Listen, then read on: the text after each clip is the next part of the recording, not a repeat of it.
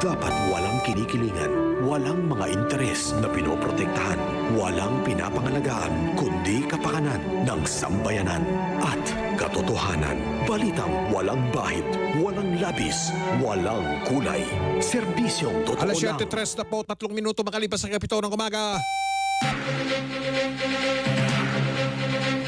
Handog sa inyo ng GMA at RGMA Network Incorporated sa lahat ng dako ng Pilipinas, sa Luzon, Visayas, Mindanao.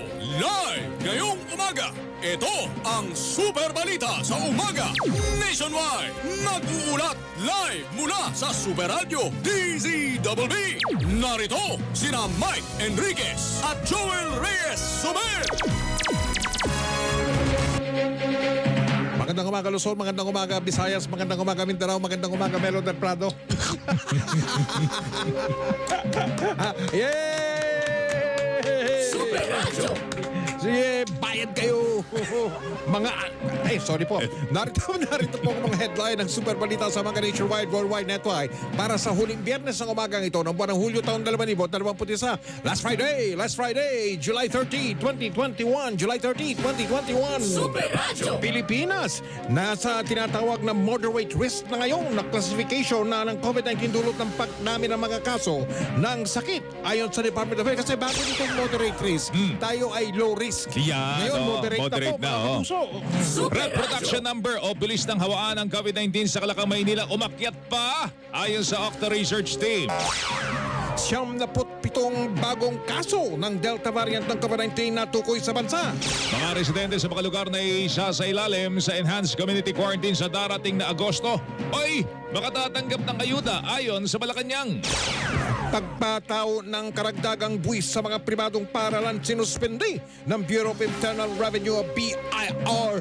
Utang ng Pilipinas, patuloy ang paglobo at umaabot na sa mahigit 11 trilyong piso batay sa datos ng Bureau of Treasury. Ang ating Olympic gold medalist na si Heidelin Diaz pinayuhan ng mga atletang Pilipino ang mga atletang Pilipino na patuloy na magpursigi para maabot ang kanilang pangarap. At bumibisita ang US Defense Secretary Lloyd Austin. Nag-courtesy call kay Pangulong Rodrigo Duterte at napag-usapan yung pagpapalakas pa ng relasyon ng Pilipinas at Estados Unidos. Ito ang Super Balita sa Umaga Nationwide! Bantay Panahon! Talagang panahon po ngayon ng habagat, mga kapuso. Yung mga pagulan-ulan pong yan, habagat po yan eh. Patuloy na umiiral ang hanging habagat sa buong Pilipinas. Ang Rio ng Ilocos at mga lalawigan ng Benguet, Abra, Zambales, Bataan, Tarlac, Pampanga at Occidental Mindoro ay makakaranas ng mga pagulan dulot ng hanging habagat. Ang mga nabanggit na mga lugar ay posibleng makaranas ng mga pagbaha at pagguho ng lupa dulot ng kalat-kalat at kung minsan ay malawakang katamtaman hanggang sa malakas na pagbuhos ng pag-ulan. Ang Calacang, Maynila at nalalabing bahagi ng Luzon ay makakaroon po ng mga pag-ulan dulot ng hanging habagat. Habang ang Kabisayaan at Mindanao ay makakaranas ng bagyang maulap hanggang sa maulap na papawirin na may pulupulong mga pag-ulan, pakulog, pakidlat. Bantay Panahon! Kayo'y nakikinig sa Super Balita sa Umaga Nationwide! Bantay COVID-19 sa DZBB. Oras po natin mga kapuso ay 6 minuto makalipas sa kapito ng umaga alas 7:06 at 30 segundos. Radyo na! TV pa! Kortesiya na Disiplina pa! mula sa low risk classification, nasa moderate risk classification na ngayon ng Pilipinas. Ayon kay Health Undersecretary Maria Rosario Vergere, yan ay dahil sa patuloy na pagdami po ng mga kaso ng COVID-19 sa ating bansa simula noong kalagitnaan ng Hulyo. Mula sa 11 hanggang ika-24 ng Hulyo ay umabot na po ng 1% tinatawag na 2-week growth rate ng COVID-19 sa Pilipinas mula sa negative 10% noong ika-27 ng Hunyo hanggang ika-10 ng Hulyo. Ang tinatawag na National Average Daily Attack Rate o ADAR kung tawagin mga kapuso ay tumaas naman sa 4.95 na sa kaso sa kada 100,000 populasyon. At dahil dyan, pinayuhan na Vergere ang mga mamamayan na magdoble ingat sa gitna ng muling pagdami ng mga kaso ng COVID-19. Ayaw po namin na nagpapanik ang ating mga kababayan. But hindi rin natin sinasabi na magiging complacent tayo. Kailangan alam natin, doble po ang ingat natin lahat ngayon dahil alam po natin kung gaano ka-transmissible ang Delta variant Bukod po dyan, ay sinabi po ni Vergere na nakitaan din ng pagdami ng mga kaso ng COVID-19 sa Metro Manila at tumaas ng 19%. Ang tinatawag na 2-week growth rate ng COVID sa NCR National Capital Region. The whole region is now again at a positive 2-week growth rate at 19%. This should be a cause for concern as NCR has been at a negative 2-week growth rate for weeks before this current week. Naloko na.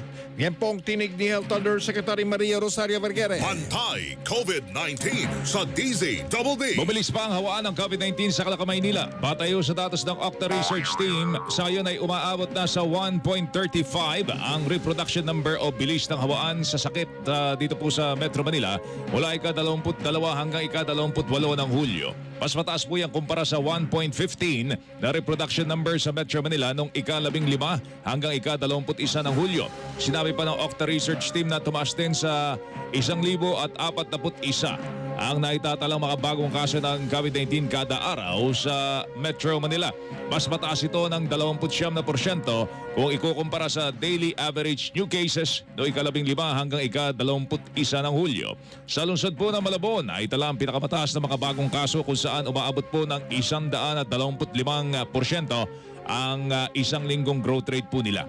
Sa lungsod po ng Caloocan naman, Navotas at Valenzuela, umabot naman sa mahigit 40% ang isang linggong growth rate. Pantay COVID-19 sa DZDD. Umusad po ang ating oras, alas 7:09:30 segundos, 7:30 minuto makalipas sa kapito ng umaga. Pantay COVID-19 sa DZDD. 77 bagong kaso ng mas nakakahawang Delta variant ang natukoy sa bansa. Ayon sa Department of Health, sa 77 bagong kaso ng Delta variant, 88 ay mga tinatawag na lokal na mga kaso. 6 ay tinatawag na returning overseas Filipinos at 3 ay isinasailalim pa sa ikangay verification.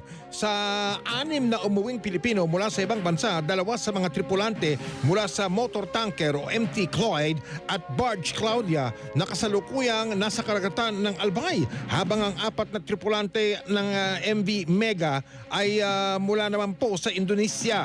Ang mga lokal na kaso ng mas nakakahawang Delta variant ay nagmula sa mga sumusunod na mga lugar. Region 1. Region 1. 4 na kaso. Region 3. Region 3. 6 na kaso. Region 4A. Region 4A. 6 na kaso. Region 6. Region 6. 3 kaso. Region 5. Region 5. Teka ba na, hindi. Sorry. Region 7. Region 7. 32 kaso. Region 8. Region 8. 10 kaso. Region 11. Region 11. 2 kaso. National Capital Region. Metro Manila. 25 kaso, samantala 74 sa mga bago na italang kaso ng Delta variant ay gumaling na, habang 3 namatay. Sa kasalukuyan po ay umaabot na po sa 216 ang kabuuang bilang ng mga kaso ng Delta variant ng COVID-19 dito sa ating bansa. Pero mabilis po kumalat Naman. Mga kapuso mabilis kumalat ng Delta variant. Sa pinakahuling datos ng Department of Health, wala pa isang taong gulang na sanggol ang pinakabata na tinamaan ng Delta variant, habang 79 na taong gulang naman ang pinakamatandang tinamaan ng Delta variant ng COVID-19. Pantay COVID-19 sa DZDD. Nakapagdala ng 5,735 na mga bagong kaso ng COVID-19 kahapon, mas mataas kumpara sa 4,478 na kaso ng araw po ng Miyerkules. Dahil po dito ay umaabot na sa 1,572,287 ang kabuang bilang ng mga kaso ng COVID-19 sa bansa. Sa naturang bilang, 56,273 naman ang mga aktibong kaso o hindi pa gumagaling sa sakit. Dadagdagan naman ng 4,669 ang bilang ng mga gumaling sa sakit kahapon, na mas mababa kumpara sa 6,149 na naitalang gumaling nung isang araw. Dahil dito ay maabot na sa 1,488,437 ang kabuang bilang na mga gumaling sa COVID-19 sa ating bansa. 176 naman ang naitalang namatay sa COVID-19 kahapon, na lubhang mas mataas kumpara sa 84 na naitalang nasawi nung araw po ng Miyerkules. Dahil po dyan, umabot na sa 27,577 ang kabuang bilang ng mga nasasawi sa COVID-19 sa bansa. Ayon sa Department of Health, lahat ng laboratorio ay nakapagsubitin ng datos sa COVID-19 Document Repository System, bagamat isang laboratorio ang hindi operational noong ika-27 ng Hulyo. Kayo'y nakikinig sa Super Balita sa Umaga Nationwide. Hindi lang po sa National Capital Region itong banta po ng COVID-19, yung Delta variant. Mga kapuso, sa lahat Uy. Sa Luzon, sa Visayas, sa kanina, binasa na namin yung iba't ibang mga reyon. Katulad nito, halimbawa po ito ay sa Cebu. Mga kapuso. Ako, nabubulunan na doon, ha? Ayan, sa Cebu. Yung tatlong pribadong pinakamalaki, pinakakilalang tatlong pribadong ospital sa Cebu, punuan na. Punuan na. Mga kapuso, may pinakauling balita tayo tungkol sa sitwasyon ng COVID-19. Delta variant, yan sa Belunsod ng Cebu. John Kim Bote, GY Jumales, Super Radio Cebu #1. Mayo buntag, John Kim. Ngayong buntag, Mike Joel. Yes, Mike, now nakahanda ang Cebu City LGU bago pa man inanunsyo ang na may Delta variant dito sa Cebu. Ayon kay Cebu City Emergency Operations Center, Deputy Chief Implementer Joel Garganera, na itinatrato na nilang may Delta variant sa lungsod ng Cebu kahit pa man ito hindi inanunsyo noong biglang tumaas nga ang mga kaso ng COVID-19 dito sa lungsod. Dagdag pa ni Garganera na noong nagkaroon ng kaso ng Delta variant sa ibang mga lungsod ay mas lalo silang mas naging agresibo sa contact tracing at pag-extract ng mga positibong pasyente. Isa sa mga naging paghahanda nila ay hindi na muna nila pinahintulutan ang mga anumang aktibidad, lalo na sa mga chapel, lalo na pag may fiesta. Nakalimit na lang din sa 3 araw ang mga lamay at paghihigpit na rin sa liquor ban at curfew dito sa Cebu City. Tuloy din ang pag-hire nila ng mga karagdagang 200 job order nurses na siyang tutulong sa Cebu City Medical Center at iba pang mga pribadong hospital. Tuloy din ang pagbibigay nila ng 10,000 pesos na cash incentive sa loob ng 3 buwan sa aabot na 350 na healthcare workers sa mga pribadong hospital na nagtatrabaho sa COVID-19 facility. Kahit na may 6 na mga kaso ng Delta variant dito sa Cebu City, Mike, ay nananawagan si Joel Garganera na huwag magpanik at huwag matakot ang publiko. Anya na patuloy lang sumunod sa mga health protocol katulad ng pagsuot ng face mask at i-apply ang physical distancing. Ako yung kapuso, John Kim Bote ng Super Radio Cebu, nag-uulat pa sa GMA Super Radio DCWB, walang iwanan. Kayo'y nakikinig sa Super Balita sa Umaga Nationwide. Palagi ko, agree ka, Mike, nasa gapal sa trabaho natin ang ubo. Hindi lang trabaho natin. Naman, Lahat ng klaseng trabaho, mga kapuso. Yung ubo na yan, hassle yan, sagabal yan. Nako, yung tipong gusto mo magsalita, sabay uubuhin ka. Naman. Minsan nakakahiya nga pag gano'n, di ba? Ang gaspang pa, may plema pang kasama. Kung makating ubo po na may kasamang plema, kung yan po ang problema, may right med para sa inyo. Right med Carbocysteine. Right med Carbocysteine. Gamit po namin yan ni Joel. Mga kapuso, maasahan po yan. Unang senyales pa lang ng ubo, uminom na kayo. Naman. Mabuti na yung sigurado. Lalo na para doon sa mga nagkukommute dyan. Yes. Para doon sa mga lumalabas ng bahay dyan. Yung nakipagsiksikan sa mga tao. Yun, ayos yan. Magkano naman yung Right med Carbocysteine, Ang Mike? Right med Carbocysteine 500 mg na kapsula po, mga kapuso, ang suggested retail price o SRP ay 6.50. 6 na piso at 50 centimos. Sulit na sulit, Mike? Right med yan Siyempre. Naniniwala yung mga kapuso natin sa right med na hindi dapat mahal ang magmahal. Hindi dapat mahal ang magmahal. Para pwedeng araw-arawin ang tamang alaga. Iba talaga Right med, Mike. Tapos may website pa sila. Yung rightmed.com.ph. Pati Dami FB page. matututunan dyan sa website na yan. Kung naiya kayo magtanong, doon kayo pumunta. Maraming mga libreng artikulo kung saan malalaman po ninyo paano ba makaiwas sa ubo at iba pang mga sakit. Dahil sabi nga nila, may right med para sa lahat. Pero lagi nating tatandaan, if symptoms persist, consult your doctor. Oras po natin, mga kapuso, ay alas 7:16 at 30 segundos. 16 na minuto makalipas sa gabito ng umaga. Radyo na. TV pa. Kortesiya na. Disiplina pa.